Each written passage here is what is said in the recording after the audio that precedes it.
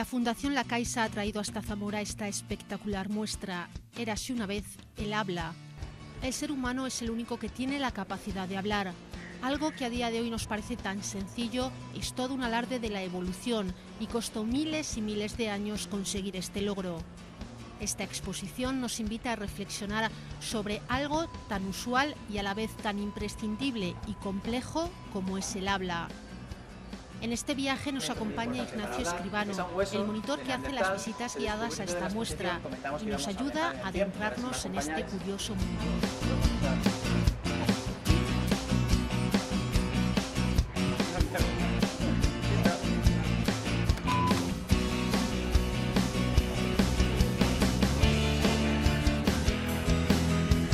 Lo que tenemos aquí en esta exposición, que se titula Érase una vez el habla, tratamos de explicar cuál es el origen del mismo. Entonces tenemos la exposición dividida en tres apartados. Lo que se puede ver en esta exposición, que la tenemos dividida en tres ámbitos, el primero de ellos de color amarillo, en el que hablamos de la comunicación, de manera que podamos entender que la comunicación no es solo cosa exclusiva de humanos, sino que también los animales, por ejemplo, se comunican. Después pasamos al ámbito de color naranja y en este ámbito sí que hablaremos del origen y de la evolución del habla propiamente dicha. Y finalmente acabamos en el apartado verde, al final de la exposición, donde explicamos la importancia del lenguaje, del código, del mensaje, etcétera, etcétera. Y ahora, si me acompañáis. En la primera parte de la muestra nos acercamos a la comunicación entre seres vivos. La comunicación existe mucho antes de que los humanos pudiéramos hablar. Aquí lo que podemos observar en esta pantalla se trata de seres unicelulares, son muy diminutos, los conocemos como protozoos y algas, y nosotros entendemos que ya se están comunicando, porque nosotros entendemos la comunicación como la reacción a un estímulo. En el momento que ellos reaccionan a una señal, a un estímulo, como por ejemplo podría ser el calor o el frío, ellos ya alteran su comportamiento, es decir, se mueven, cambian, varían, y con lo cual entendemos que se comunican. Los protozoos, por ejemplo, necesitan el frío, cambian su comportamiento, y las algas necesitan la luz del sol para hacer la fotosíntesis. Y ya comento que esto es lo que consideramos como primera forma de comunicación. Ahora vamos a ver una comunicación más sencilla, que es la comunicación animal. Dentro de la comunicación animal, por ejemplo, hemos diferenciado distintas señales, porque es la manera que tienen de comunicarse ellos. En este sentido, en primer lugar, podemos observar a esta araña que realiza señales sísmicas. Son movimientos que hacen ellos, nos podremos fijar en sus patas delanteras y cómo las dirige hacia el suelo. De esta manera produce unas vibraciones que ya las interpreta otro ser de su misma especie. En este caso es la época de la reproducción y es el macho el encargado de pedirle a la hembra reproducirse. Lo realiza con estas señales sísmicas. Sus patas delanteras se dirigen hacia el suelo y mueven el terreno y es la araña la que lo entiende. Obviamente es una comunicación entre seres de la misma especie, porque un perro nunca podría entender lo que quieren decirse. Esas son las señales visuales, sísmicas, y ahora hablaríamos de las visuales. Otro tipo de señales que realizan los animales son las señales visuales. En esta pantalla podemos ver tres tipos de animales que realizan unas señales muy diferentes. En primer lugar, podemos ver al lobo, que lo podemos ver en una actitud tranquila. Seguramente no nos causaría temor, aunque somos seres inteligentes y obviamente sabemos que no debemos acercarnos. Cuando cambia su comportamiento, vemos que enseña los dientes, también eriza el pelo, muestra agresividad en la visión, es un síntoma muy claro de que no debemos acercarnos porque tenemos peligro. Del mismo modo, los chimpancés es otro animal muy inteligente que expresa sentimientos. De esta forma lo podemos ver en actitud tranquila, pero el resto de su manada ya sabe que está pasivo y que no es un buen momento para jugar. Todo cambia si él sonríe, que es lo que vemos aquí. Él está sonriendo, con lo cual el resto de su manada entiende perfectamente que se pueden acercar a él para poder jugar. Es una señal visual muy clara.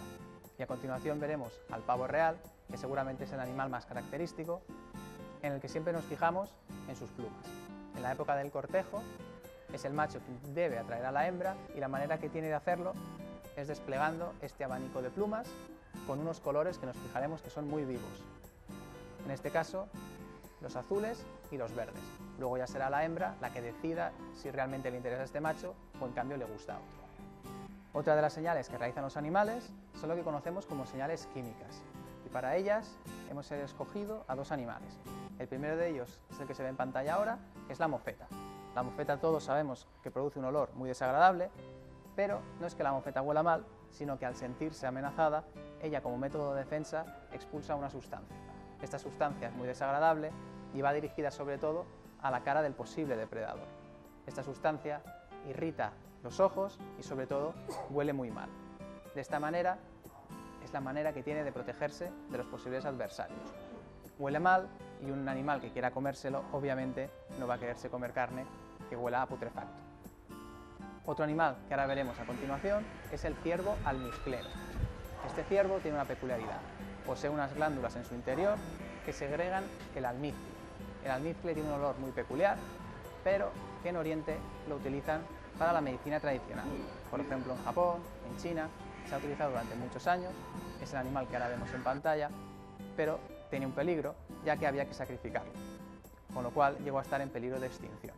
Afortunadamente en la actualidad hay otro tipo de técnicas para poder extraer esta glándula y además hay plantas que segregan también el almizcle. Siempre invitamos al visitante a poder oler el almizcle y también en este caso la mofeta. No son los olores reales, ya que si fuesen reales no los podríamos tener aquí, simplemente es para que nos podamos hacer una idea. Para acabar, los sistemas de comunicación que tienen los animales, hemos elegido las señales sonoras y para ellas, por ejemplo, los cetáceos. Hemos elegido estos animales porque viven debajo del agua y realizan una comunicación muy peculiar. En ella vamos a poder escuchar diferentes especies, como por ejemplo el cachalote, la orca, el delfín, el rorcual y la yubarta. Cada una de ellas hace un sonido muy diferente. Vamos a elegir, por ejemplo, dos.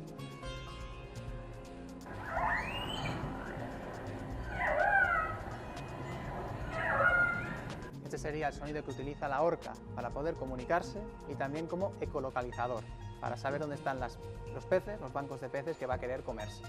Y si elegimos otro, la yubarta,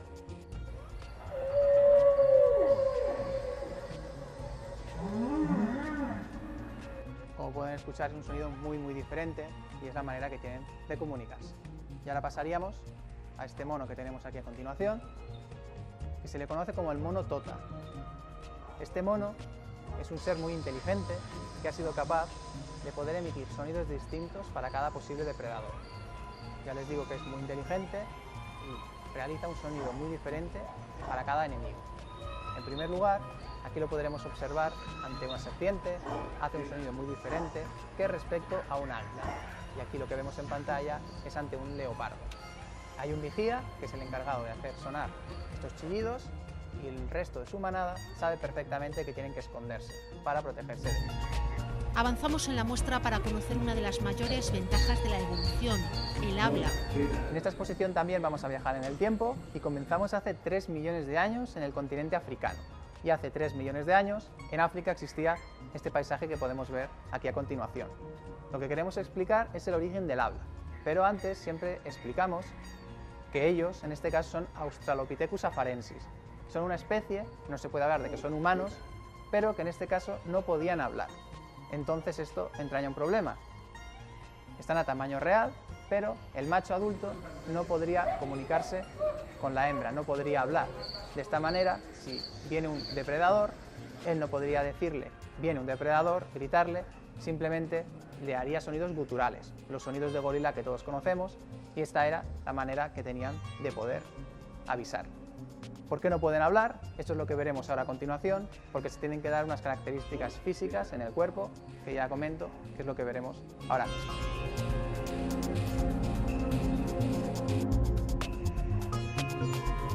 Y nos cuentan, para poder hablar son imprescindibles dos órganos, la laringe y el cerebro.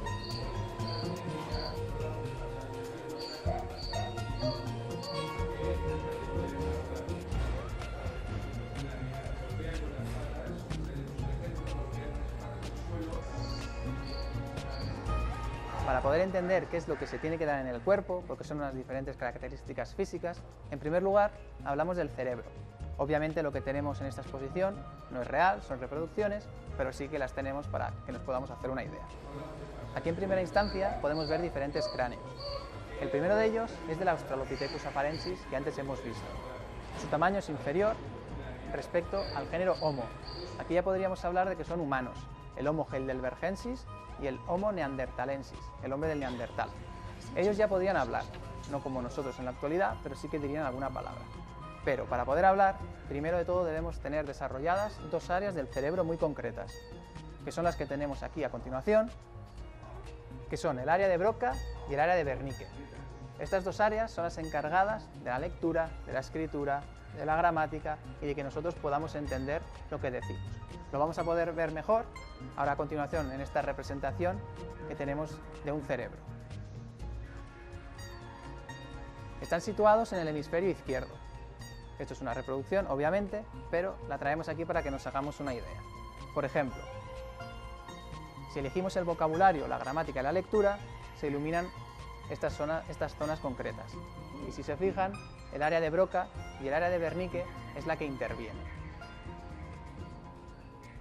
En el caso, por ejemplo, que quisiéramos hacer una lista de una compra, la memoria a corto plazo, se iluminarían otras zonas, pero prácticamente siempre se corresponden con el área de Broca y el área de Wernicke.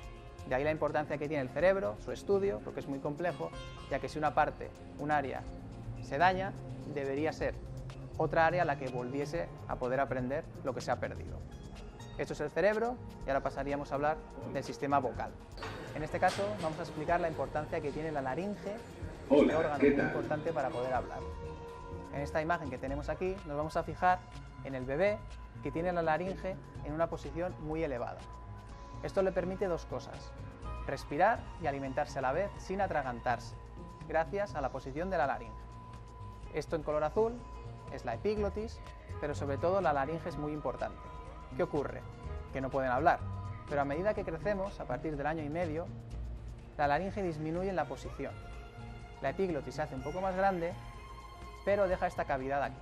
Esto supone un problema, ya que nosotros, obviamente, cuando respiramos, no hay ningún tipo de problema, el aire sabe dónde tiene que ir, de la misma manera que cuando ingerimos alimentos, se dirige directamente hacia el estómago. Ahora bien, si quisiéramos respirar y comer a la vez, es el momento en el que el sistema se colapsa y se formaría el famoso atragantamiento.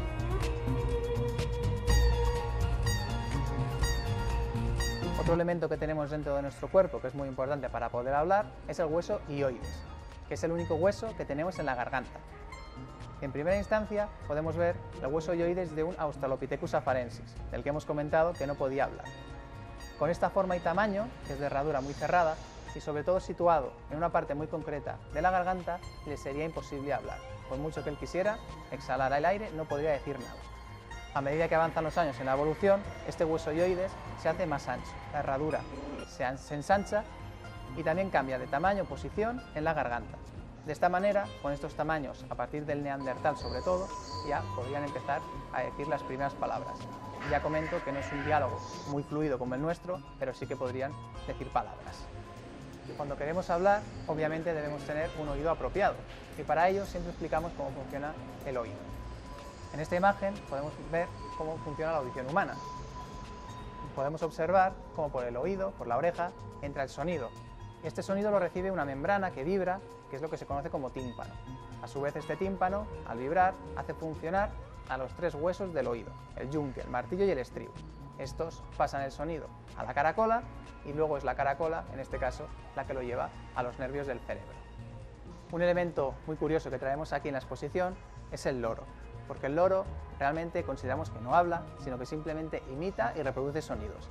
Sí que es un animal muy inteligente, que es capaz, como ya digo, de aprender sonidos, aprende canciones, a silbar, es gracias al cerebro que tiene, y sobre todo a la siringe, que es un órgano de su aparato fonador.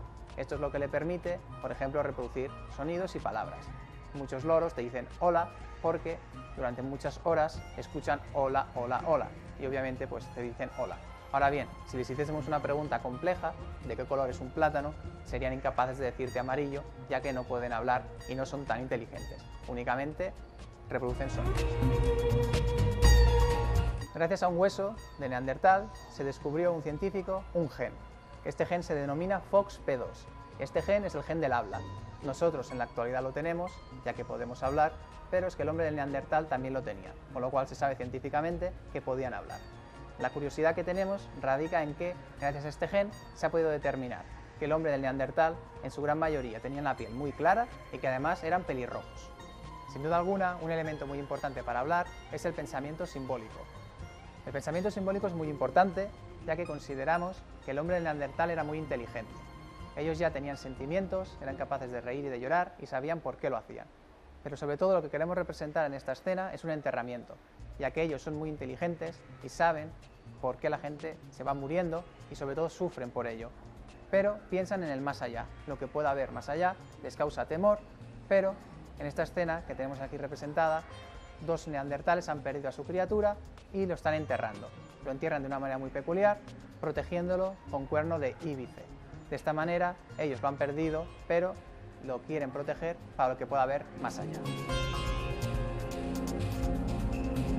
Al principio de la exposición comentamos que íbamos a viajar en el tiempo, hemos empezado hace 3 millones de años y ahora nos ubicamos solo, y digo solo, hace 120.000, pero en la península ibérica. Y hace 120.000 años vivían ellos, ya viven en cuevas, son neandertales, son muy inteligentes y entre otras muchas cosas como cazar, ya sabían hablar. Pero el elemento más importante y más destacable es el fuego. Ellos ya lo controlan, saben cuándo y cómo lo pueden hacer, y ya digo que es un elemento muy importante, porque el fuego permite muchas cosas, además de cocinar, de protegerte del frío, pero sobre todo te da más horas de luz al día. De esta manera, cuando llega la noche, no tienen que irse a dormir y es alrededor de él donde y cuando comienzan a hablar. Y es allí donde evoluciona a lo largo, en este caso, de miles y miles de años. De ahí la importancia que tiene el fuego para nosotros y esta exposición.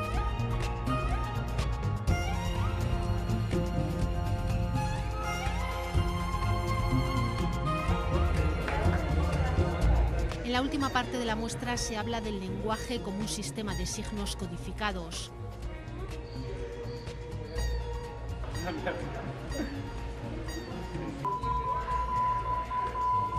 Ya para acabar la exposición llegamos al apartado verde en el que hablamos del lenguaje y para ello hemos elegido por ejemplo el código Morse. Era un sistema de comunicación que se utilizó hasta no hace mucho tiempo y su forma es muy sencilla.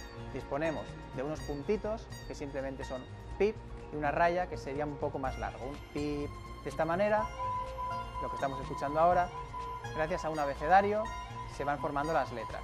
De esta manera, mezclando los puntos y las rayas, es lo que hace que se formen las palabras y la persona que está detrás de este sonido lo vaya entendiendo.